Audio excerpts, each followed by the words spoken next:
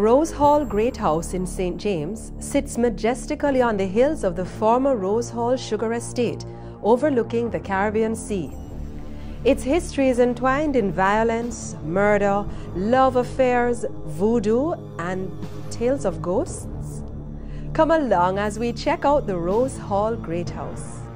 Welcome to the Rosehall Great House. I'm Latoya. I will be your tour guide. What you're seeing here today is a mansion that was once dominated by a vast sugarcane plantation, which was 6,600 acres of land and over 2,000 slaves working on it. The house was first started in 1750 by George Ashe, a wealthy English planter, who named it after his wife Rose, hence the name Rosehall. George Ashe died 2 years later. Rose remarried 3 other times.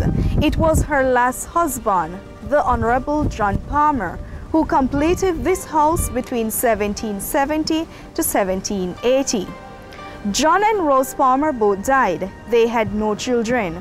This house was willed to their grandnephew John Rose Palmer, who later met and married Annie Mae Patterson in 1820. She then became the second mistress of this house and the White Witch.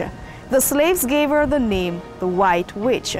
Annie Mae Patterson was born in England, 1802, of an English mother and Irish father. Her parents were merchants. They were interested in trading. When she was 10 years old, they moved to Haiti. Shortly thereafter in Haiti, her parents contracted the yellow fever virus and died. Annie was then adopted by her nanny, a voodoo priestess, who taught her everything she needed to know about witchcraft. When she was 18 years old, her nanny died. She then came to Jamaica in search of a wealthy husband. Annie eventually married John Rose Palmer, but then the trouble began. When Annie met her new bookkeeper, Robert Rutherford, she was in love with him, but Robert was in love with Millicent, his housekeeper. Annie found out they had a relationship going on. She cast a voodoo spell on Millicent. Millicent withered and died within a week. Taku, the freed slave lover of Annie, in revenge for his one and only granddaughter Millicent, he came through the secret passage, went up into Annie's bedroom and strangled her to death. Ashman, the general overseer, who was another lover of Annie, went after Taku and shot him into the hills. So back then it was like a love triangle. Now we're going upstairs where all the lovings and the killings took place. This is the room where Annie, she killed her first husband by pouring arsenic into his coffee. After he died, she became the wealthiest plantation owner in this area. She would not take the blame of the deaths of her husband. She would blame it on the yellow fever virus. She would lock the room, saying that it is contaminated.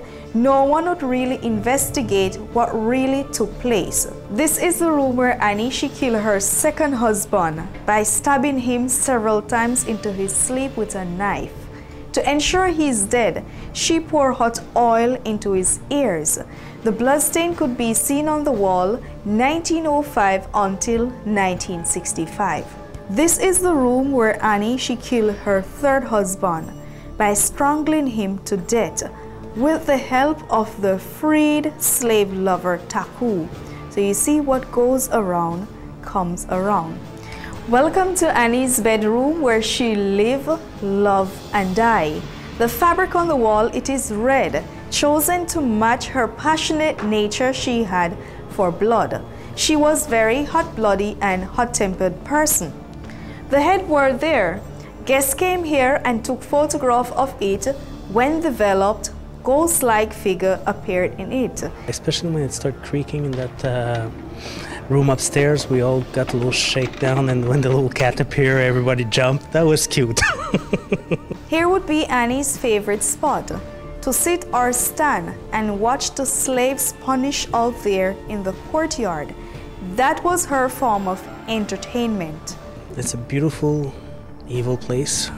It's worth seeing, that's for sure.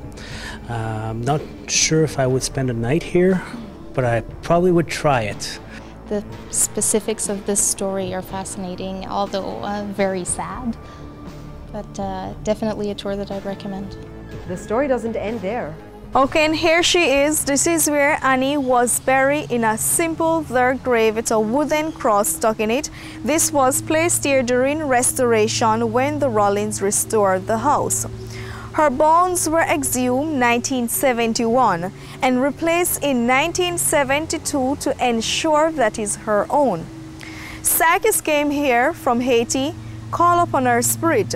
She confessed that she killed all 3 husbands, also Millicent, leaving a message saying that she will be the second and the last mistress of the house. No one should stay in there after 6. Whether or not you believe in ghosts, the Rosehall Great House is a must-see on your next trip to Montego Bay.